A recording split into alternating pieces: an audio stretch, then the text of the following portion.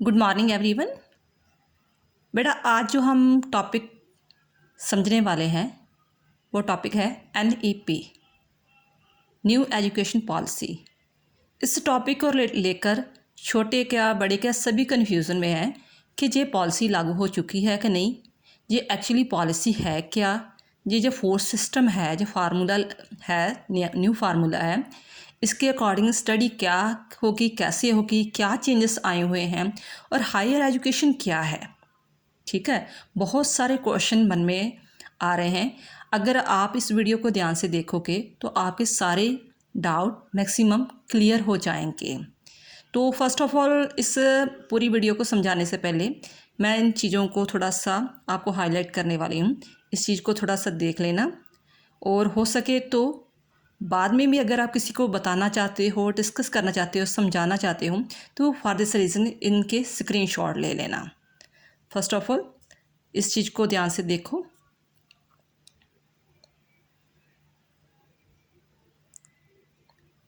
सभी चीज़ों को मैं वन बाय वन समझाऊंगी। थोड़ा पेशेंस से और कंसंट्रेशन से इन चीज़ों को समझना और सुनना।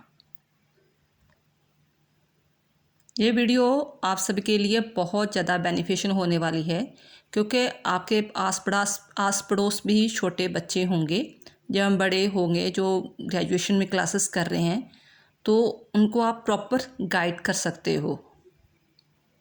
और गाइड भी तभी कर सकते हो अगर अगर आपके पास प्रॉपर फुल फ्लैज नॉलेज है। ठीक है, चलो हम स्टार्ट करते हैं। NEP की पहले फुल फॉर्म क्या है? New education policy. और इसका फार्मूला क्या है? 5, 3, 3 एंड 4। 5 का मतलब है कि जो पहले 5 साल होंगे बच्चे के, ठीक है, वो प्री प्राइमरी में काउंट हो जाएंगे। स्टार्ट कहाँ से होगे? 3 से लेकर 5 तक आंगनवाड़ी में बच्चा पढ़ेगा। जो भी आपके मान लो आस पड़ोस में कोई छोटा बच्चा है या आपके घर में ही बच्चा है, तो 3 से 5 साल तक वो आंगनवाड़ी में जाएगा। वहाँ पर भी उसको अच्छी डाइट दी जाएगी, प्ले वे मेथड वगैरह होगा उसका। कोई भी एजुकेशन का उसके ऊपर बर्डन नहीं होगा, जस्ट उसकी डाइट पर और उसकी जो स्किल वगैरह है, थिंकिंग स्किल है, क्रिएटिविटी है, वो खिलौने के द्वारा उसको जो है, जैसे लूडो गेम होती है या कुछ भी कलरफुल खिलौने होते हैं, उस पर फोकस किया जाएगा कि बच्चा प्ले वे मेथड में अपनी क्रिएटिविटी को शार्प कर पाए। देन आफ्टर फिर 6 से 8 लेकर वो प्राइमरी एजुकेशन करेगा। तो पेपर नहीं कुछ भी होगा, एग्ज़ाम नहीं कुछ भी होगा, कुछ भी 1 2 ABC कुछ भी, कोई भी बर्डन नहीं होगा। ये प्लस पॉइंट है इसका न्यू पॉलिसी का। ये एज काउंट होगी, यानी कि 5 ईयर।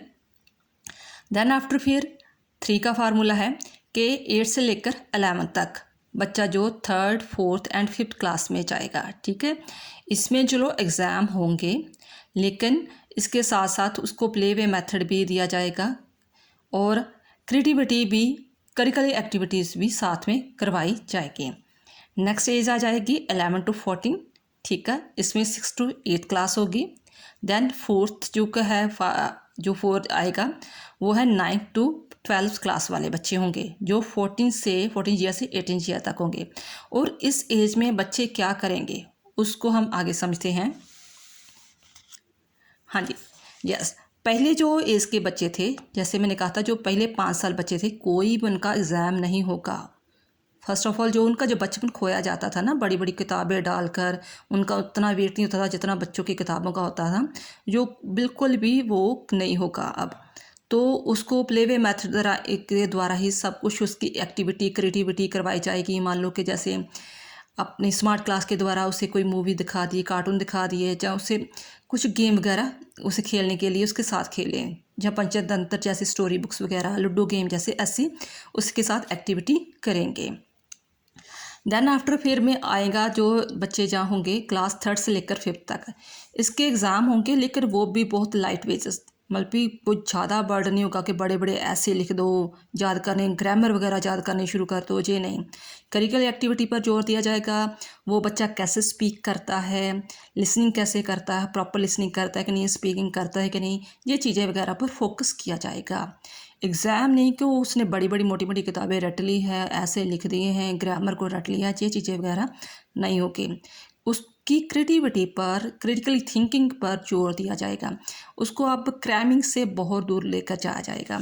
देन आफ्टर फिर आएगा 6 से 8। अब ये आने वाली जनरेशन सचमुच में लकी जनरेशन होगी, क्योंकि 8th क्लास से 6th क्लास से ही उनको अपना वोकेशनल कोर्स चूज़ करने का मौका मिल जाएगा।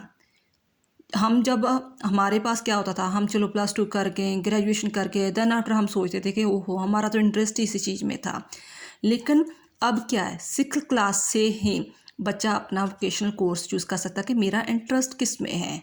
ठीक है, मैं आर्ट में इंटरेस्टेड हूँ, मैं जो है कुकिंग में हूँ, स्टिचिंग में हूँ, किस में मेरा है इंटरेस्ट वगैरह, वो अपना वोकेशनल कोर्स वगैरह चूज़ कर सकता है। उसमें टीचर उसकी हेल्प करेगा, गाइडेंस काउंसलर वगैरह स्कूल में जो नियुक्त किए जाएंगे वो करेंगे हेल्प, पेरेंट्स हेल्प करेंगे कि हाँ हमारा बच्चा किस वोकेशन कि हो सकता है कि चलो पढ़ने में अच्छा हो तो मे भी शायद वोकेशनल कोर्स में वो बहुत ज़्यादा अच्छा हो, तो देन आफ्टर वो वोकेशनल में ही अपना जो बिजनेस सेटअप कर पाएँ, वो बहुत बड़ा जो मान लो कि एक शेफ़ बन जाए, कुकिंग में इतना इंटरेस्ट हो उसका, ठीक है ना, तो वो एक इजी हो जाएगा उनके लिए। देन आफ्टर आ जाएगा 9th to 12th क्लास वगैरह। कंपलसरी सब्जेक्ट तो होंगे ही होंगे, वो भी आपको बताऊंगी कौन से सब्जेक्ट है। ठीक है, तो इसके साथ में जब जो बच्चा +1 से +2 तक हो जाएगा, वो अपने जैसे पहले होता था ना कि +1 +2 में कोई कॉमर्स में चला गया, कोई मेडिकल में, कोई आर्ट्स में, जो अलग अलग लाइन्स में चला जाता है। अब क्या है कि मान लो सपोज करो कि बच्चा मेडिकल लाइन में गया है, लेकिन उसका इंटरेस्ट पॉलिटिकल साइंस में भी है, जहाँ आर्ट्स में है, या कुछ और किसी सब्जेक्ट में है, तो वो मेडिकल सब्जेक्ट के साथ साथ उस सब्जेक्ट को भी ले सकता है। पहले ये चीज़ें नहीं होती थी, उसे एक किताबी कीड़ा बनाया जाता था कि तुमने ये सब्जेक्ट लिया तो यही काम करना है। अब नहीं, अब वो कर सकता है। इसी तरह मान लो आर्ट्स वाला है, ठीक है, आर्ट्स वाला स्टूडेंट है, +2 का +1 का है, तो लेकिन उसका बायो में या फिजिक्स में या केमिस्ट्री में इंटरेस्ट है, तो वो अपने आर्ट्स सब्जेक्ट के साथ कोई भी एक सब्जेक्ट चूज़ कर सकता है जिसमें उसका इंटरेस्ट है। ठीक है, ये बार बार कह रही हूँ कि ये उनके लिए, अब जिन्होंने सच में पढ़ना है, इंटरेस्ट है, उनके लिए सच में फ्यूचर बहुत ब्राइट होने वाला है। ठीक है, नेक्स्ट है, हाँ हम बार बार बात कर रहे थे कि हाँ बच्चा 6th क्लास से वोकेशनल कोर्स चूज़ कर सकता है। तो वोकेशनल कोर्स मान लो कि जैसे जरूरी नहीं लड़कियां ही, लड़के भी कई बार होते हैं कि वो बहुत अच्छी मेहंदी लगाते हैं, मेकअप बहुत अच्छा कर लेते हैं, ठीक है ना, कुकिंग अच्छी कर लेते हैं, कोई भी आप 1 या 2, ज़्यादा नहीं कि हाँ मुझे मैथ साइंस बहुत टफ लगते हैं तो मैं सारे के सारे वोकेशनल सब्जेक्ट चूज़ कर लूँगा। 1 या 2 वो वोकेशनल सब्जेक्ट चूज़ कर सकता है, कोई भी, जैसे स्टिचिंग है, कारपेंटिंग का है, वुड वर्किंग का है, बाइक का है, कार मैकेनिक का है, ज्वेलरी डिज़ाइनिंग का, कोई भी 1 या 2 सब्जेक्ट चूज़ वगैरह कर सकता है। तो कंपलसरी सब्जेक्ट होंगे और साथ साथ में स्किल सब्जेक्ट वगैरह, इसे हम कोडिंग या क्राफ्ट सब्जेक्ट वगैरह भी कह देते हैं। ये तो आ गई आपकी बात के प्राइमरी क्लासेस वगैरह, सेकेंडरी एजुकेशन तक, +2 तक। अब जो बड़े स्टूडेंट हैं, मान लो कह लो जो BA क्लासेस के हैं +2 के बाद, वो भी तो सोच रहे हैं ना हमारा भी कुछ चेंज हुआ है, तो वो क्या चेंज हुआ उसके बारे में हम कंसेप्ट क्लियर करते हैं। जैसे हम हायर एजुकेशन कहते हैं BA BCom या BCA, जैसे भी ऐसे बच्चे होते हैं डिग्री वाले बच्चे, पहले हम ये जो ग्रेजुएशन थी हम 3 साल में कंप्लीट करते थे। ठीक है, तो होता क्या था, मान लो कि मैंने साल 1 किया, ठीक है, तो किसी रीज़न के कारण मुझे जो स्टडी छोड़नी पड़ी, मान लो किसी लड़की की शादी हो गई या फाइनेंशियल की प्रॉब्लम के कारण उसे स्टडी छोड़नी पड़ी 1 साल करके, तो उसे दोबारा से फिर वही साल दोबारा शुरू करना पड़ता था अगर उसका गैप पड़ जाता था। मान लो उसने 2 साल किए, उसने फिर स्टडी छोड़ दी, तो फिर उसका गैप पड़ जाता था। अब क्या हो रहा है, जैसे फॉरेन एजुकेशन में होता है, अगर उसने 1 साल कंप्लीट किया, मान लो कि 1 साल में आपको पता है सेमेस्टर वाइज जो सिस्टम चल रहा है, फर्स्ट सेम सेकंड सेम किया है, तो उसने 1 साल कंप्लीट कर लिया तो उसका सर्टिफिकेट दिया जाएगा। आगे ये होता था कि 3 साल कंप्लीट होते थे तो फिर माना जाता था चलो ग्रेजुएशन हुई है, लेकिन नहीं, 1 साल तो उसने पैसे दिए हैं ना, एग्ज़ाम दिए हैं ना, और इस रीज़न उसका 1 साल का सर्टिफिकेट दिया जाएगा। 2 साल किए, उसने तीसरा साल नहीं किया तो उसे डिप्लोमा दिया जाएगा। 3 साल किए तो उसे बैचलर डिग्री दी जाएगी। अब 3 साल के बाद वो आगे और स्टडी कंटिन्यू करना चाहता है तो उसे multi disciplinary education bachelor degree दी जाएगी। ये इसके अब इस चीज़ में कन्फ्यूज़न आ रही है बच्चों को कि 3 साल में तो चलो हमारी डिग्री होगी, और जो 4th ईयर है उसका क्या चक्कर है। 4th का है कि मान लो कि मैं ग्रेजुएशन कंप्लीट कर रहा हूँ बीए की। बीए में मैंने 5 सब्जेक्ट लिए, compulsory Punjabi, English, political science, history, कुछ भी ऐसे 5 सब्जेक्ट लिए। आप ऐसे कॉमर्स से बीसीए कुछ भी सब्जेक्ट वगैरह आप चूज़ कर सकते हो, ठीक है। तो मैं जहाँ बीए के एग्जांपल दे रही हूँ, मैंने ये 5 सब्जेक्ट कर लिए, इसके साथ मैंने ग्रेजुएशन कर ली।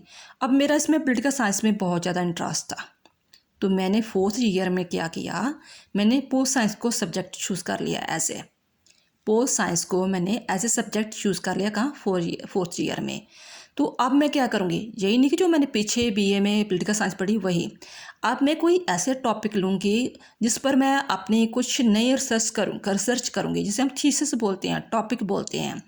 जैसे मान लो कि डेमोक्रेसी का मैं ले लेती हूँ टॉपिक वगैरह, तो इंडिया में कहते हैं कि डेमोक्रेसी बहुत अच्छी है, तो मैं उसे मेरे पॉइंट ऑफ व्यू में, आपके पॉइंट ऑफ व्यू में बहुत अच्छी होंगी, लेकिन मेरे पॉइंट ऑफ व्यू में किस डेमोक्रेसी जितना देखने में लगती है उतनी सचमुच में प्रैक्टिकल नहीं है। तो मैं उस पर सर्च करके वो जो सारे प्रूफ है वो सारे लिखूँगी, प्रूफ इकट्ठे करूँगी, लिखूँगी, उसमें एक नोट्स वगैरह मान लो 100-200 पेजेस का थीसिस वगैरह तैयार करूँगी। अगर मेरा वो थीसिस तैयार हो गया, सचमुच में मैंने उसमें रिसर्च कर दी, कुछ नया लेकर आई, तो हो सकता है वो तो मुझे 4th ईयर की वो डिग्री मिलेगी। अगर मेरा बहुत अच्छा थीसिस किया है तो हो सकता है आने वाले समय में वो जो मेरा टॉपिक है, जिसे हम कहते हैं ना आलोचना करनी किसी बात की, क्रिटिसाइज़ करना, ठीक है ना, तो हो सकता है आने वाले समय में वो चैप्टर जो मेरा थीसिस है, जो मेरे व्यू है, वो आने वाली किताबों में छप जाएँ। ठीक है, ऐसे ही जो हम किताबें पढ़ते हैं, कभी कभी किसी न किसी फिलोसफर ने ऐसे थीसिस वगैरह लिखे होते हैं जो हम पढ़ रहे हैं। तो आई होप आपको अच्छी तरह समझ में आ गया होगा कि एक्चुअली ये सारा सिस्टम क्या है, एजुकेशन जो NAP लागू हो चुकी है वो क्या सिस्टम है। तो दिल्ली यूनिवर्सिटी में ये लागू हो चुकी है, गुरु नानक देव यूनिवर्सिटी में लागू हो चुकी है, ठीक है। और भी आपके मन में कोई क्वेश्चन है तो आप कमेंट बॉक्स में लिख सकते हो। थैंक्स बेटा।